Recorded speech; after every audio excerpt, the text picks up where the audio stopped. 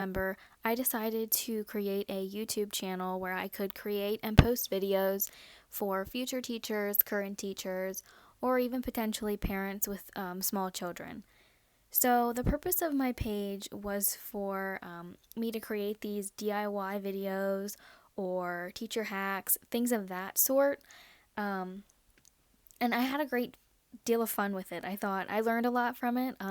Sometimes these hacks are harder than they look, and sometimes the hacks work out great and sometimes they don't. So I did learn a little bit about myself, my capabilities, and something that I'm passionate about. I will say this was a great idea for me. I've always been an artistic and artsy person, and I've always loved to go on Pinterest and then see what I could create off of looking at the different ideas on Pinterest. And I did that for a portion of my activities. I did come up with some ideas and I made it happen. So I will walk you through my channel here in a minute, but I'd like just want to share with you my idea behind all of this and my planning and preparation.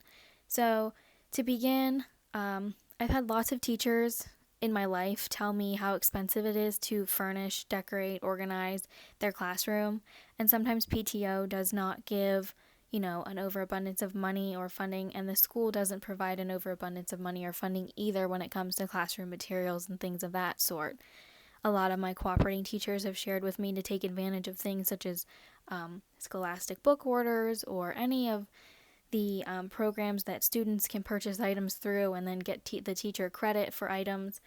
So I thought, what better way to follow my passion than to look into this a little bit further and think, what can I do as an individual to help other people come up with ideas to make their classroom more efficient and more frugal? I know personally for me, I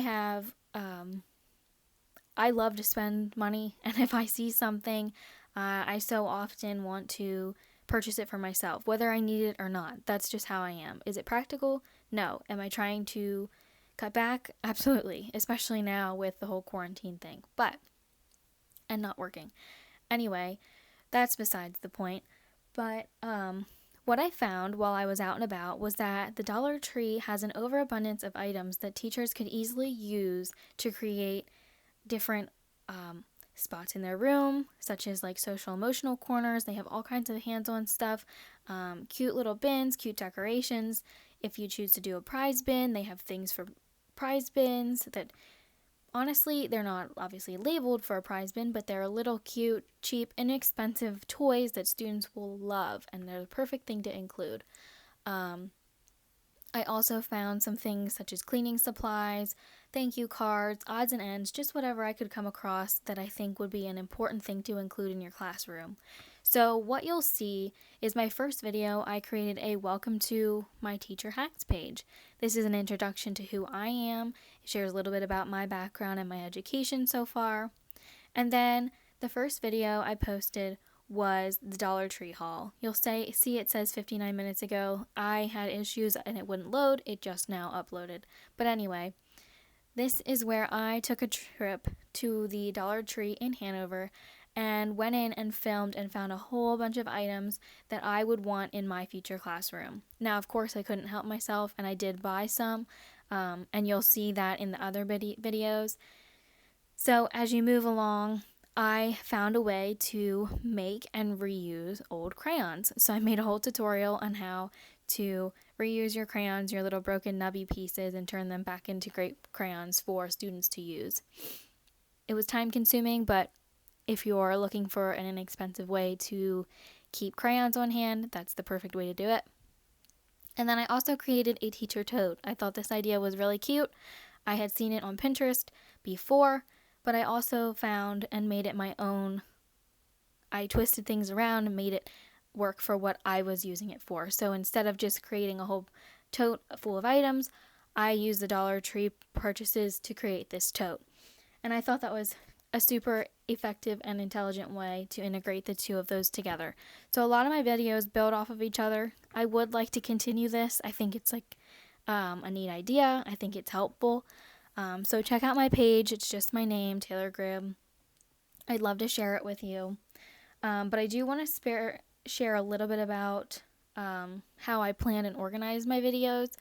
So to begin with, We did our brainstorming activities in class, which I found super helpful. I'm not the type of person to just whip an idea out of my head and then run with it. I usually like to take time and think about it and look at all the possibilities, so that was perfect for me. Then we shared our ideas and got some feedback, and I know Brittany suggested the YouTube channel, which I thought was perfect. Originally, I was going to make a website or a Pinterest page, but that's not exciting. I like to do the YouTube ideas. So I did that, ran with it, was super happy with it. I used iMovie to create my videos.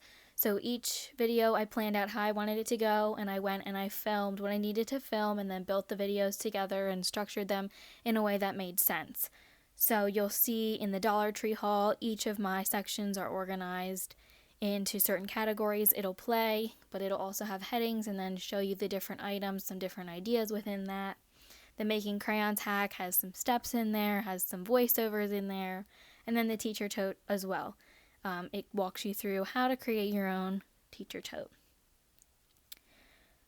So overall, I enjoyed this project quite a bit. It was time consuming, but when I cracked down and got it done, I was very pleased with the end result. I'm happy that I chose to do this. It really showed me how passionate I am about it.